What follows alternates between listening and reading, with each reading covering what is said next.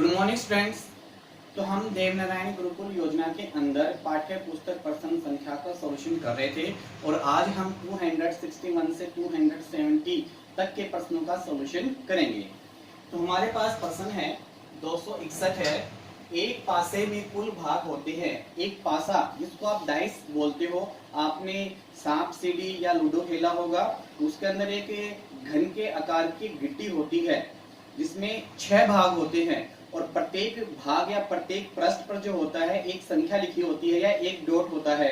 उस पर क्या है, प्रत्येक पृष्ठ पर आप देखोगे सिंगल डॉट होगा, उसको आप 1 मानते हैं। डबल डॉट होता है उसको आप 2 मानते हैं। ट्रिपल डॉट होता है उसको आप 3 मानते हैं। 4 डॉट होते हैं उसको आप 4 मानते हैं और 5 डॉट है उसको आप 5 मानते हैं और 6 डॉट है तो उसको 6 मानते हैं।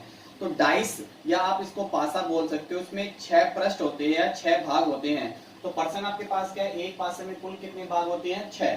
पासा जो होता है उसमें क्या होता है, 1 2 3 4 5 6, यानी प्रत्येक पृष्ठ में इनमें से कोई भी एक संख्या लिखी होती है। भाज्य संख्याएं, अब भाज्य और अभाज्य संख्याएं क्या होती हैं। देखो, भाज्य संख्याएं वे होती हैं, वे संख्याएं जिसमें खुद के साथ साथ किसी अन्य संख्या का भी भाग जाए, भाज्य संख्याएं कहलाती है।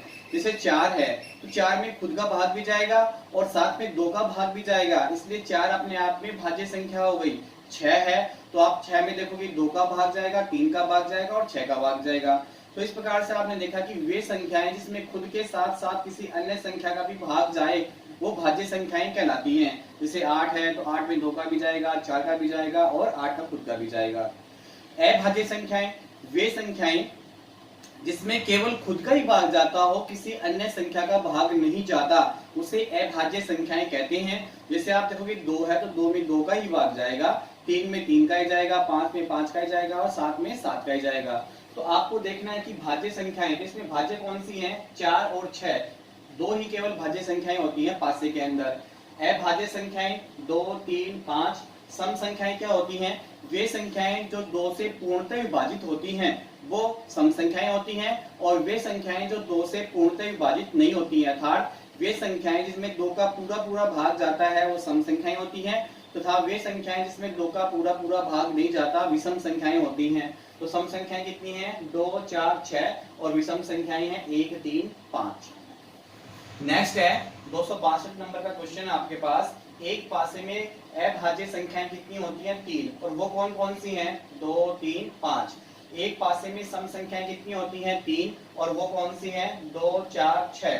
फरवरी माह में दिनों की संख्या होती है 28 या 29। 28 कब होंगे, लीप वर्ष होगा तब 28 दिन होंगे और जब लीप वर्ष होगा तो 29 दिन होंगे। 265 क्वेश्चन नंबर आपका 265 है। गांधी जयंती मनाई जाती है 2 अक्टूबर को।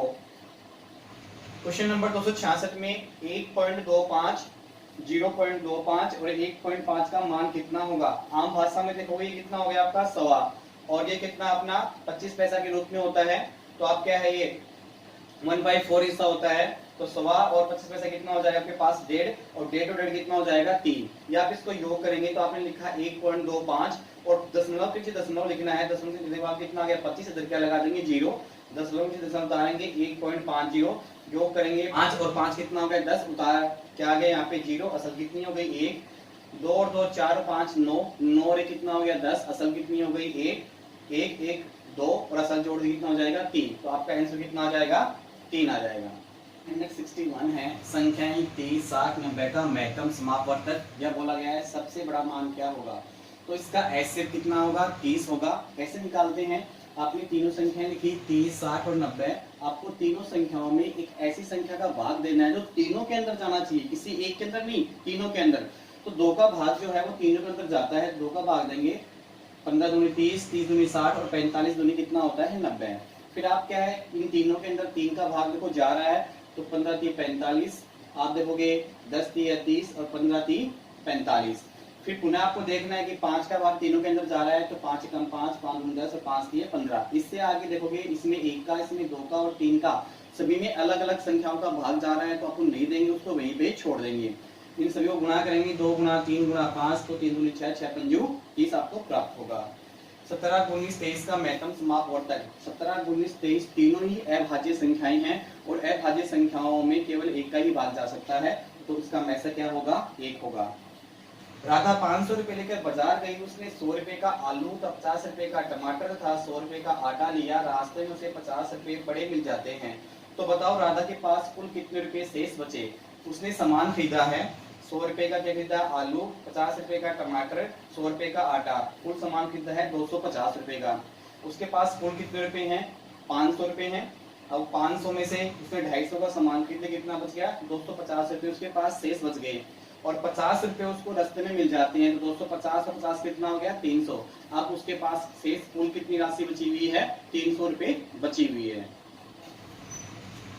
क्वेश्चन नंबर आपके पास 270 है। 6, 9 और 15 का सबसे छोटा समान गुणज। सबसे छोटा समान गुणज का मतलब आपको यहाँ पे निकालना है एलसीएम, लिस्ट कॉमन मल्टीप्लाई, यानी लघुत्तम समापवर्तक निकालना है। तो तीनों संख्याओं के एक साथ लिखेंगे, 6, 9 और 15। अपने को अभाज्य संख्याओं का भाग देना होता है, तो सबसे पहले आप 2 का भाग दोगे, 2 3 6, 9 में नहीं जाएगा तो 9 ऐसा कैसा आ जाएगा, 15 में नहीं जाएगा तो 15 ऐसा कैसा आ जाएगा। फिर आप देखो 3 का भाग जा रहा है, 3 कम 3, 3 की 9, 3 बजू 15। फिर 3 का भाग देंगे, 1 में नहीं जाएगा तो 1 नीचे उतर जाएगा आपके पास, 3 कम 3 और 5 में नहीं जाएगा तो 5 ऐसा कैसा नीचे आ जाएगा। फिर 5 का भाग देंगे तो 1 में नहीं जाएगा तो ऐसा कैसा आ जाएगा, 5 कम 5। सभी को मल्टीप्लाई कर लेंगे तो 3 दूनी 6, 6 3 18, 18 पंजू 90। तो इसका लेसा जो है वो कितना आ जाएगा, 90 आ जाएगा। इस प्रकार से आज हमने 270 तक के प्रश्नों का सॉल्यूशन किया है। सभी विद्यार्थी इसको अच्छी तरह से अध्ययन करेंगे और याद करेंगे, और हमारे चैनल को और अधिक लोकप्रिय बनाने के लिए सभी विद्यार्थी इस चैनल को सब्सक्राइब और लाइक अवश्य ही करें। Okay bye, thank you.